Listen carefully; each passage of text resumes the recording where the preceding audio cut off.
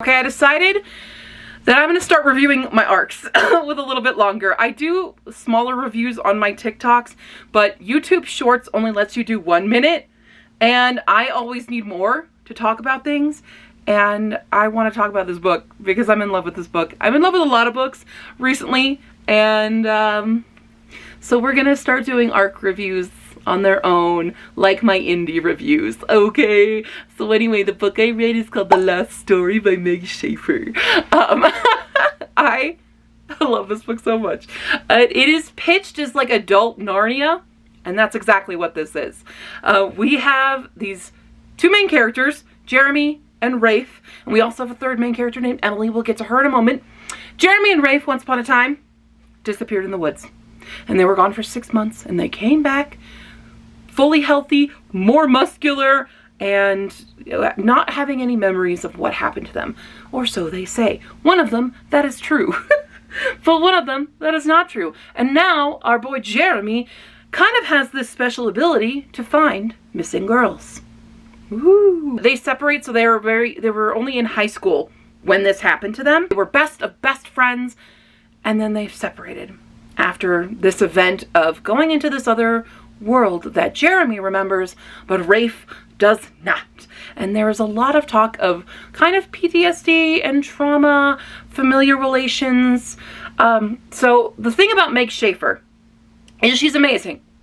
And if you liked The Wishing Game, you will like this. If you didn't like The Wishing Game, you will like this because it is very different. But I love The Wishing Game, and that's because it was the emotional journey we went on in The Wishing Game that just had me so connected with these characters. Meg Schaefer creates these beautiful three-dimensional characters that are going through stuff, and you just are there with them, and you want to hug them the whole time, and it's just beautiful, and I absolutely love that. That's what I loved in The Wishing Game. This one, it's a very different style of story because The Wishing Game, I feel, is a bit more magical realism literary, and this leans a lot more into the fantasy element. And that is because we get Emily. So Emily is the younger sister of a missing girl.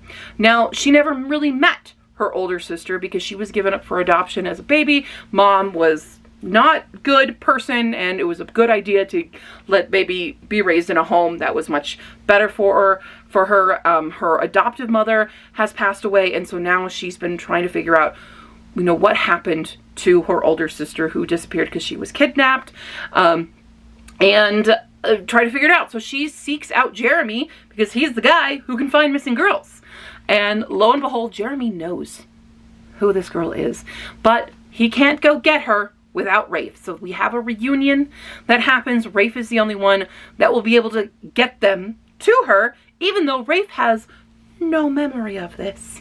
And things unfold, and we end up back where the boys were. And that's really as much as I can tell you without spoiling so much. I absolutely adored this, though. This was so beautiful, and there's love story in this, there's sister stories in this, there's Fritz, our pet rat. We love Fritz so much. We have these other characters that are, you know, the thwarts in the plot. We have some high stakes going on. We have healing from trauma.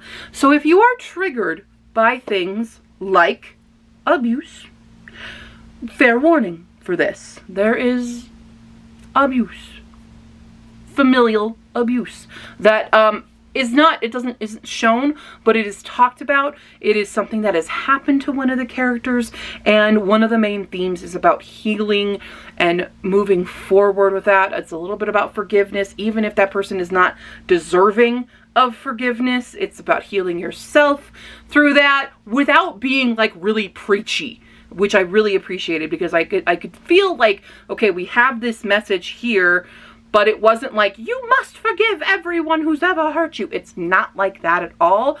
It gives a very good, well-rounded look at the situation while being set in this fantastical world that I want to go to. I would like to escape there. Thank you. I'm just in love with this book, and I needed to talk about it. It's kind of how I felt after I read The Wishing Game. I just needed to talk about it with everyone and anyone that I could. So I love this. I love this more than The Wishing Game. I liked The Wishing Game a lot, They're both 5-star reads, but they're different levels of 5-star reads. And this one just owns my soul right now. And I'm absolutely 100% in love with these characters. It scared me so much at the end. I thought we were going to go that literary route where things are sad and horrible. And while it doesn't end on like the happy ever after, because that's not what the story is, it does end on a note of the possibilities. It's not even happy for now. It's just like, they're happy and there's so many possibilities of where this could go. I'm almost mad that it's a standalone because we need these reunions between these characters and we need further love and joy. I mean, I don't see a lot of fan fiction for like adult novels like this, but boy do I wish there was, because this deserves so many expansions. It deserves so much. There's so much you can play with in this because it is very Narnia-esque. And I know there's lots of Narnia fan fiction out there, so get on the Lost Story, okay? But this was absolutely fantastic and wonderful. Next up, we're talking about another one that is absolutely wonderful and fantastical, and that is The Spell Shop by Sarah Beth Durst. Yeah, double feature today. Oh my god, I'm just reading the best books right now. NetGalley has really given me the best stuff. This, if you are a fan of Ghibli, but you're an adult and you wanted your Ghibli a little bit more adult, look no further. That's what this is. We have a fantastical world with a agoraphobic character who is a librarian, and the empire she works for in this great library is falling. There are rebellions happening, and she and a sentient spider plant escape with as many books as they can and go to her home, her like childhood home.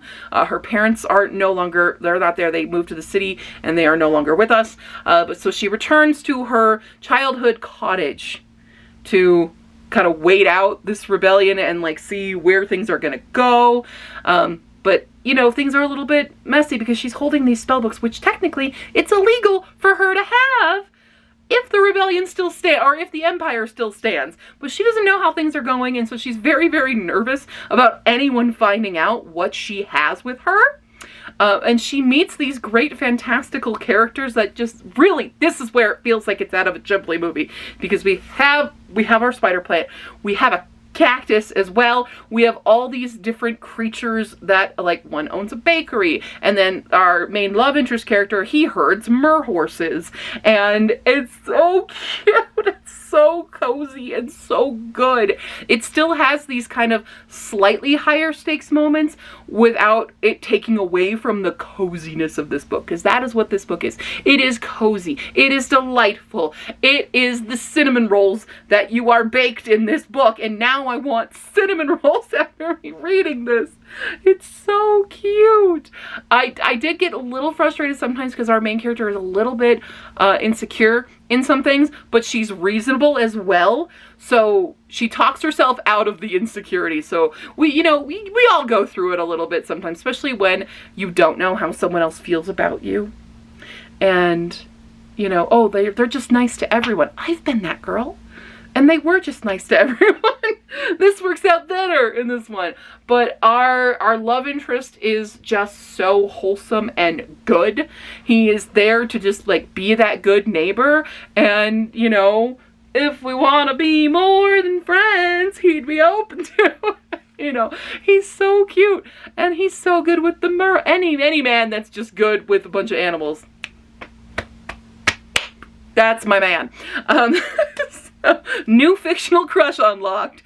I just love this. I love the relationships. The character arc in this was so good.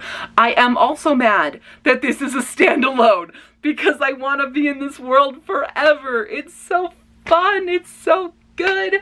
We have such a good found family situation, and I don't want to tell you too much about it because I want you to read it and experience it like I did. I did listen to this one instead. Lost Story I read as an ebook. This one I got an audio ARC copy of, and it's delightful. It's wonderful, and I highly recommend either way you want to read it. It's just, oh man, these books have absolutely they're all running my life right now. My brain cannot focus on anything else because I just sit here thinking about these books. They're so good and wonderful. So anyway, that's a little double feature ARC review of The Spell Shop and The Lost Story. Highly, highly recommend. They are both out by the time this video comes out, because Spell Shop came out July 9th, Lost Story came out July 16th. Unless you were in Book of the Month, it was a Book of the Month thing, so you could get that as well. Yeah. That's what's happening now. So welcome to ARC Reviews, where I just gush about books. I'm probably only going to do this with books that I absolutely love. Maybe with books I absolutely hate, if it's like a visceral hatred. But if I'm kind of meh about it, I won't be doing it. But with ARCs like this, we're going to talk, because all my friends are asleep right now. So, hi. Okay, I'm going to go now. See you next time. Bye.